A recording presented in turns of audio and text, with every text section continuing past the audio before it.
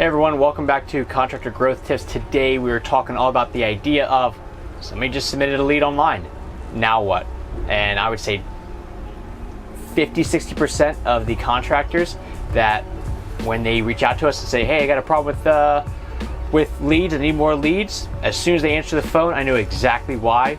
They are not doing well in business. So stick with it and I'll show you exactly what I mean.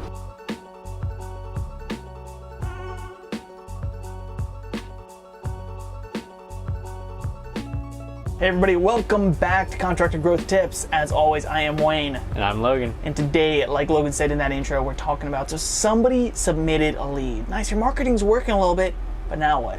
Right, we're gonna be talking all about sales, all about some energy, your tonality, patience, and honestly, just answering the phone. So Logan, where should we start, my man? So we are gonna be starting off with the idea of just answering the phone, right? Mm-hmm. Somebody gives you a phone call and you don't know who it is. Wayne, how do you answer the phone? Threw me off. I thought you were in a different direction. Usually, I'm like, good morning, this is Wayne. Yeah, I just go, hello, this is Logan. And for me, like, it's like, should I be saying, like, you know, full sale marketing, this is Logan? Like, yeah, 100%. But, like, it just, you know, for me, it just feels like super salesy out of the gate. So I just say, hello, this is Logan. I mean, I think until we get to the point where, like, full sales like big enough that, like, people don't know who Logan is. Yeah. Then I think that's when we position or pivot over to full sale marketing. This is Logan. But for right now, it's one, I make sure that I sound like I actually want to be on the phone. Yep. And two, I introduce my name because I remember back in, I was trying to get my car detailed one time, and it was like white glove detailing, right, was the name of it. I remember it specifically because I remember that was from this situation. But I called the guy, calling this company that I find online, and I get, hello. I'm like, hey, is this white glove detailing? Yeah. I'm like, and I literally said, you know what, actually I'm gonna call somebody else, thank you. And I hung up. And that was literally what I said because it was so off-putting. I was like, if this guy does not even care to answer the phone and show that he actually, you know, wants business or wants to cares. talk, yeah, he just seems like a kind of person. Yeah, honestly. Yeah. Dude, I've come across this also, and like, I'm an energetic person. And yeah. If I call someone and they go, hello, I am it throws you off, right? Yeah. Off. Oh my god, like it almost hurts. Yeah. It hurts over the phone. So this is like the easiest, like most tangible, actionable tactic that we can give. Answer the phone with some enthusiasm. Yeah. Super easy. Super like, hello, like. Hello, even this that. is someone. Yeah, I mean, like that. Like at least at that, like you, like in the very least, in my opinion, it should always be, "Hello, this is blank." Introduce yourself. Yeah. Right? So like here's another thing I got to just touch on. Especially these days, telemarketing is real bad. There's all these robo calls. I think it's slowed down a little bit, at least for me. Apparently, like there's like a law supposed to be coming out, but okay, good. I don't know. So people have been jaded. People have been jaded. Random numbers calling you. You don't want to answer because you're like, oh, it's gonna be another friggin' telemarketer. Well, so I started getting towards that piece of the puzzle. Tell you a little story here. You know, every time it's a random number, and I'm like, okay, it might be a lead. Let me answer it. And I answered all super excited, and then either there's nobody there because they're just checking to see if it's a live number, so I got tagged, or it's a telemarketer, right? So I was getting jaded, and I actually wasn't going to answer the phone one time, and I'm so happy I did because it was someone that was calling to give me money. It was awesome. Literally someone calling for a lead. And if telemarketers ruin your day that bad, that you don't even want to answer the phone, or you want to answer with a negative, you know, intro, get somebody else to answer the phone. Yeah, that's a good point. Because like that is not. I mean, I feel bad for you if you just go, oh, I don't want to say hello, this is Logan, because what if it's a telemarketer? You know, then I just wasted all this energy. Get a different career, bruh. Yeah, like go back, just work in the field. Like don't own a business, don't worry about customer service. Just go work for somebody, because if you cannot at least make it, you know, muster up the energy to get this, oh, but I'm getting 5 calls a day. Man, that sucks. 5 calls times about 3 seconds of an intro is 15 seconds a day. Yeah, I get that. Like, that is the stupidest thing. So, like, I hear that reason all the time. But, like, the reason I bring this up is we get this, you know, contractor will call us, or a contractor, will reach out to us. You know, hey, I want to talk marketing. Great. Give that person a phone call. Hello. And I, right off the bat, I immediately know, because think about a first impression, right? Every impression, like the very first impression you give somebody is either going to build trust or it's going to lose trust, right? There's no neutral ground. So at that point, if you just go, hello, you immediately then have to go on the defensive and try to build that trust back up with me. So if you're talking to a potential client who calls you up and, yeah, hello, like at that point, you now have to have the greatest product on earth or somehow redeem yourself. But I mean, because like to get back, but I deal with it all the time. I'm like, hey, this is Logan Shinholster. And they're like, oh, hey man, how you doing? And I'm just like, why would you not lead with that? Like, you know, that's like you walking up to me if I meet you in person and you look all disheveled and... Nice word. Thanks, man. Yeah. Oh, I figured like shovel's like a contracting word, so disheveled. Okay. No, yeah. So you look all disheveled, you smell bad, but then as soon as I interact with you, I'm like, man, this guy's cool, he's got his stuff together, unbelievably professional. Well, my first impression of you was negative. So now you have to overcome that, and thank God you were like really charismatic and you knew your stuff and all, and I like now want to hang out with you, but at first I didn't want to. So if you start off with a bad first impression, which is just the basic hello or you know something along those lines, or even worse, you don't ever answer the phone, you always let it go to voicemail, which we've talked about, you know, make sure you actually have a voicemail that's you and gets the point across, then you've already lost it. So whenever contractors go hello and we start talking like, yeah, I just need more leads, I'm like, you don't need more leads necessarily, you need to learn how to answer the freaking phone. Yeah, you need to learn to actually be excited and run a business. Right. And so something that you touched on was sort of the first impression, and then it's actually the trust piece of the puzzle, which is interesting because we had this conversation this morning actually that you have to build trust. I don't know if everybody agrees with this. Some people are like, oh, well, I trust people until they show me a reason to not trust them. Whichever piece of the puzzle you're going towards, how you answer the phone, right? You're either going to build trust if you're one of those people who thinks you got to start at 0 and build up, or if you're one of the people that think you start at 100 and then drop down. Answering negatively is going to negatively affect you in both those situations. Yeah. So it's all about energy. Come out of the gate, good energy. That'll help. The second part of it, are you good on the energy side? Do you want to move on? I'm good on the energy side. I think I'm going to touch on right now we're on the, when you get a lead from someone that's calling you. Yep. So you also talked about voicemail. We might as well touch on this. We've talked about it in an episode in the past, or a piece of an episode in the past. Guys, if you don't have a good voicemail, if you don't even know what your voicemail sounds like, honestly, I'm not going to be upset. Stop this episode right now. Go listen to your voicemail. Go re-record it. And once again, have some energy in it and give some proper instructions. Logan, right off the bat, all right, on the spot, go ahead, record a voicemail for us. Hey, this is Logan Shinholster with Full Sail Marketing. I appreciate you reaching out. If you're listening to this, do me a favor, either shoot me over a text message to my phone number, or just go ahead and shoot an email to logan@fullsailmarketing.com, and I'll make sure that I get back in touch with you ASAP. Thanks. Oh, wow, look at that. I think it's like pretty much my exact one, but it's pretty solid. You didn't even ask about the leave voicemail. One, because people know about it. Right. People know it's leave understood. It's understood. Yeah. I go the route of very much the same. Hey, this is Wayne Belsman, Full Sail Marketing. Thanks for calling. Sorry I missed you.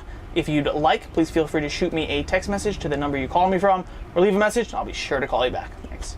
Yeah, just like direct them, let them know, because everybody knows, hey, do me a favor, leave your name, number, and a brief message. Like, first off, I already got your number. I'm good. So that still works. Apparently, like according to Audrey, my girlfriend, like in the corporate world, you still have to do that, you know, because it's more of like a saving face. But like people hire people, they don't hire businesses anymore. So I just wanted to touch on casual. that. Yeah. On the cool. whole voicemail piece of puzzle. Make sure you have voicemail. Make sure it's not full. Because there's nothing more frustrating than when I'm trying to call a contractor. I want to honestly give them my money to come fix a problem of mine. Yep. And then they don't answer, and then I can't even leave my voicemail. How do you feel? Hurt, disappointed. I was thinking more frustrated, but hurt's good too. Yeah. So anyway, guys, that's sort of those inbound leads as far as if someone's calling you. Those are sort of the two biggest pieces of the puzzle. Is you need to have energy behind it. You need to make sure you have a voicemail, and then I mean, if we want to keep going on this piece, right? What if you do have energy? Good. Now you're on the phone with them. You want to keep going that route, or you want to switch over to if a lead comes through the internet? Obviously, the lead comes through and talk about time. All right, beauty. Go for it. So time is of the essence, right? And one of the things I want to throw at Wayne is, let me ask you this question. Based off of having to have energy and having to call back leads, especially internet leads, very quickly, would you say that in this day and age, the benefit is in the hands of the youth? Meaning, if you are younger, because I listen to my dad, I know his response time, I listen to him have calls, And he's more the demographic and the age range of these people. But when I listen to him have a conversation with them, he's 62. He doesn't have the energy. Yeah. It's not a priority of his to call back within 5 minutes. No. For us, our goal is to be back within a minute. 30 seconds. Yeah, I mean, ideally, if you Logan submit has scared some people before. Yeah. I mean, and I thought I catch people off guard, but I never caught them off guard in like a negative way. No. And I know for me, if you submit a lead and I call you back within a minute, I've got a pretty good chance of selling you right then and there, or at least having like a very good conversation. Definitely. I don't remember what the stats are, but it's something off the charts. I think it's like I think it's like, I know for 5 minutes, I think it's you have a 400% chance of closing that lead, or a 400% higher chance of closing that lead if you call somebody back within 5 minutes. Yeah, and there's a whole other stat that it's like people are X% more willing to buy from the first contact that they make than anybody else. Honestly, people are lazy. I don't want to have to call 100 contractors. Right. I want to call one. If they seem like they can solve my problem, cool, done, check. I got that off my list. Or at least this is like the person who gets the first crack at it, because like, think about when they submit this lead or they call you, they're dealing with pain right there in the spot, right? Yeah. It's not like, oh yeah, like 3 weeks ago you submitted a lead, are you still having this problem? Because you got them within 5 minutes. You got them, with whatever it is. Hey, you just filled this out. Because like maybe maybe what they did is they're frustrated at their paint, and they're walking around the house like, this looks terrible. Let me just call them up right now. And they call you up, but then what if you call them back the next day? 24 hours, not that big of a deal, right? But maybe they're already on vacation, right? They're gone, they're out of the house, or you call them when they're at work and they're not dealing with that mental situation right then and there. They're gonna be like, oh yeah, my house doesn't look very good. Versus them like staring at their house right there because you caught them on the spot. Completely different scenario that the customers are in.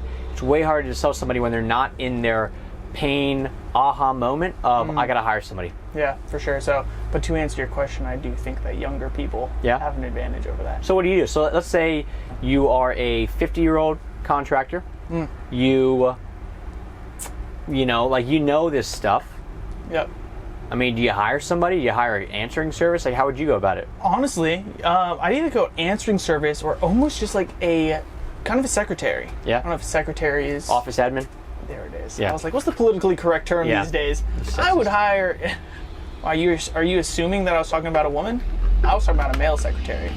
But either way, I digress. Nice. I would hire someone, sort of an appointment setter, right? Because yes, I am that 50-year-old contractor. I know the industry. I know my pricing. I know how it works. I know sales, to be perfectly honest with you. You know what? I don't like answering the phone. I don't like answering the phone. I don't have that much energy. So I'm going to hire an office admin to set appointments for me. Yeah. Someone whose job it is to literally be cheery, be upbeat, have energy, answer the phone professionally, thank someone for calling, and say, it's super important to us that we understand your project. Is it okay if I go ahead and set up an appointment for you to speak with maybe even our owner? I honestly love saying that. Like, oh, one of our owners will get in touch with you. Like, and then I'm like, oh wow. Yeah. Oh man, one of the owners is gonna call me. Okay, wow, that's legit. And then go from there. So that's what I would do. Honestly, if I didn't want to answer the phones, if I didn't want to always be almost on that edge, go ahead, set up your phone number, let it redirect to whoever your office admin is. I think actually through Google I know for a fact you can set up a Google number, but I think you can actually schedule it. Oh, really? Also, so that only certain hours is going to redirect. That's pretty cool. Based off of how much and I'm sure your office admin's working. And like, if you have like an in-house office admin, you can obviously tell them, hey, here's the questions that you got to ask them. Yep. I've heard good and bad of this, meaning I've heard some people that like, they're like, yeah, office admin, make sure you get, how much they want to spend. So the person will be like, okay, so tell me about the project. Yeah, okay, what is your budget? Like, that is a very off-putting and aggressive, abrasive way to do it. So you want to get married? Yeah, that's like, in essence what it is. It's like, let's just jump right in. So it's, there's a right way and a wrong way to do it. The office admin, more so, in my opinion, should really act as like a gatekeeper to you, of more of like, hey, what are you looking for? Great. Can I ask you, like, where are you located? Because if they're, 100 miles away, you're not going to go out there. Perfect. If you're looking for something that you don't cover, it doesn't make sense. Yeah. But I wouldn't have them necessarily pre-qualify everything unless they're like trained in this. Yeah, they're a trained salesperson. A lot of people, it's just like with the E-Myth idea of you hire a bookkeeper, then the bookkeeper's got to hire somebody else. So now the bookkeeper and a hiring manager. And then it's just like you're having them spread out of what they do. But if your office admin is actually answering the phone, have them go through sales training, because even if they're not the ones doing the selling, they know the cues to pick up. Because if somebody says, hey, I'm looking for a quote that's affordable, well, the office admin could go, oh, okay, great. Like, tell me what affordable looks like, or like, tell me what you're trying to have done, and they can kind of vet them. Because if they just go, oh yeah, okay, yeah, of course we're affordable, but that's a subjective term. Yeah. You know, where are you located? All right, I'll pass you on, and then they pass them on to the owner. The owner's like, yeah, they wanted the whole house paying for $4,000. Like, that's not going to happen. So I would say, if you're going to do in-house, have them go through sales training. If you're going to outsource it to a call center, then speed is going to be your friend in that case. So make sure that whoever's answering is answering the phone with energy. They actually want to answer the phone, and they're doing it in a timely fashion, or they're calling back leads very quickly. Yeah, so there it is, right? That's kind of where this started, as far as like you got a lead, how fast are you calling them back? Hey, I mean, maybe a lot of these contractors, well, for a fact, tons of contractors are still working in the field, right? So most, yeah. Yeah, a lead comes through, you don't even see it. You're not going to see it for a few hours. Maybe you left your phone in your truck, or it's only on vibrate, and, well, you're busy operating a bulldozer. It's vibrating tons. So you have someone specifically to call back as soon as possible, and have such a higher chance of closing that lead, such a higher chance of getting that business out. That is huge. The last piece of the puzzle for me is when there's kind of a trend going on, and I'm seeing it, and it bugs me. Your customer, or your potential customer, does not know much about your industry at all. So when you talk to them, they're not going to know anything, and they're looking at you to guide them, right? Yeah. And their biggest fear is that they're going to get taken advantage of. And that is the biggest thing that everybody in life wants to avoid when working with the business, is they don't want to feel, they don't want to actually get taken advantage of. So when you talk to them, this is not a you versus them thing. Mm-mm. And I hear this all the time, where people go, this tire kicker did this tire kicker did that, and this person, she wanted her whole house painted for $4,000. Who does she think she is? And it's just like, that is not common. This, like, the stuff that you do as a contractor, it is not common knowledge. Like, the car industry is pretty good because people kind of know what cars cost. Like, Wayne, what do you think a Toyota Camry is going to cost? $25. Okay. It's not $4,000, is it? It's definitely not $4,000. Right, so you know, but in the contracting industry, because there's so much variability and people don't put all their pricing out there, even though it's getting more and more popular, they just don't know. So when you treat them as a nuisance and they're bugging you, and it's a you versus them thing, then what's going to happen is the rest of your company is going to look at it that way too. And now you've got a culture of us versus them. And how can you ever build a customer experience around us versus them? Which again goes back to that whole idea of customer service, which we talked about in previous episodes, of you really got to make it pleasant for people to work with you. Mm-hmm. So I mean, just when you talk to people on the phone, understand that a lot of them are not ready to buy right now. Or if they are, they don't know how much you cost if you're higher end. Yeah. People, for us, they don't know what websites cost. Right? So they call up and they're like, I'm like, hey, have you thought about, like, you know, how much you want to spend? And they're like, I don't even know what the stuff costs. Perfect. Mind if I tell you what ballpark prices are?